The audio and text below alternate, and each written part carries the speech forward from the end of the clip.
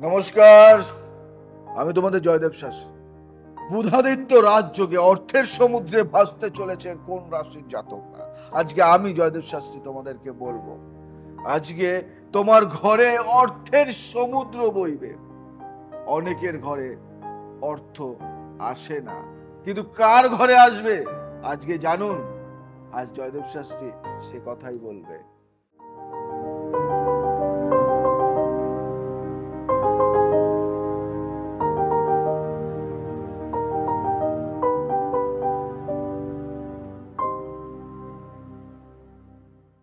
জ্যোতিষশাস্ত্রে সূর্য ও বুধ মানে রবি ও বুধ গ্রহের বিশেষ গুরুত্ব রয়েছে।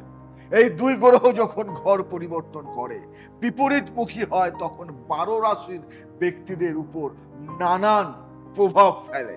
সেটি কারোর জন্য ইতিবাচক হতে পারে, আবার কারোর জন্য নেতিবাচক হতে পারে। এই দিনটি মাথায় রাখবেন। সেপ্টেম্বর মাসের 16 তারিখ কন্যা রাশিতে প্রবেশ করবে সূর্য দেবতা। 13 সেপ্টেম্বর ব্যবসার দাতা বুধ কন্যা রাশিতেই প্রবেশ করবে। এই সময় এই দুই গ্রহের মিলনে তৈরি হবে অত্যন্ত শুভ বুধাদিত্য রাজযোগ। এই সময় কিছু রাশির ব্যক্তিদের ভাগ্যের দ্বার খুলবে, তারা নতুন সম্পত্তির মালিক হবেন। আজ আমি বলবো সেই রাশির তালিকায় কোন রাশির ব্যক্তিরা রয়েছেন।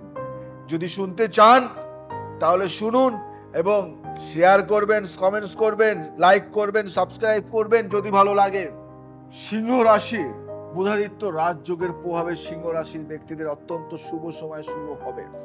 এ সময় ব্যবসা ক্ষেত্রে আপনি যা চাইবেন তাই করতে পারবেন। আটকে থাকা প্রত্যেকটি কাজ হয়ে যাবে। নতুন সম্পত্তি কেনার সম্ভাবনা রয়েছে। এ সময় এখানে আপনার সম্মান ও সম্পত্তি ক্রমশ বাড়তে থাকবে। যারা রাজনীতিতে যুক্ত তাদের জীবনের সাফল্য নিশ্চিত। এ সময় আপনি নতুন কোনো ব্যবসায় বিনিয়োগ করতে পারেন, সেখান থেকে অর্থপ্রাপ্তি হওয়ার সম্ভাবনা রয়েছে আপনার। আপনি অনেক অর্থের মালিক হতে পারেন। এবার যে রাশির কথা বলবো, বৃশ্চিক রাশি। বৃশ্চিক রাশির জাতক জাতিকাদের পরিবেশ অনুকূলে থাকবে। এ সময় আপনার আয় ও লাভের ঘরেই প্রবেশ করবে এই দুই গ্রহ। ব্যবসায় লাভ বাড়তে থাকবে। পুরনো ব্যবসায় বিনিয়োগ করলে সেখান থেকেও লাভ হবে। এ সময় সন্তান সম্পর্কে যে সমস্যায় আপনি ভুগছিলেন সেগুলি থেকে বের হতে পারেন। বুঝতে পারলেন তো? সমস্যা থেকে কিন্তু অনেকটাই বের হওয়ার সমাধান আছে এই যোগে। বাবা মায়ের সঙ্গে শুভ সম্পর্ক বজায় থাকবে। এই সময় মানসিক চাপ আস্তে আস্তে আপনার কমতে থাকবে। মানসিক চাপ আস্তে আস্তে আপনার কমতে থাকবে। তবে যদি আপনি সোনা ব্যবসায়ী হন, সেখানে বিনিয়োগ করার আগে অবশ্যই বাবা মায়ের বিশেষ পরামর্শ নেওয়ার চেষ্টা করুন। অযথা কারো সঙ্গে তর্কাতর্কিতে জড়াবেন না, তাহলে আপনার বিপদ ঘটতে পারে। আপনার রাশিতে, আপনার গ্রহতে, আপনার ভাইব্রেশনে সবকিছুতে কিন্তু খারাপ ফল আসবে। মকর রাশি ব্যক্তিদের অত্যন্ত শুভ সময়। এ সময় আপনার সপ্তম ঘরে প্রবেশ করবে এই দুই গ্রহ। ধর্মীয় যে কোনো শুভ কাজ করতে পারবেন, নতুন সম্পত্তি কিনতে পারবেন। তাছাড়া আপনি এখন থেকেই ভবিষ্যতের জন্য অর্থ সঞ্চয় করতে পারবেন। কারো সঙ্গে তর্কে জড়াবেন না। কারো সঙ্গে কিন্তু তর্কে আপনি জড়াবেন না।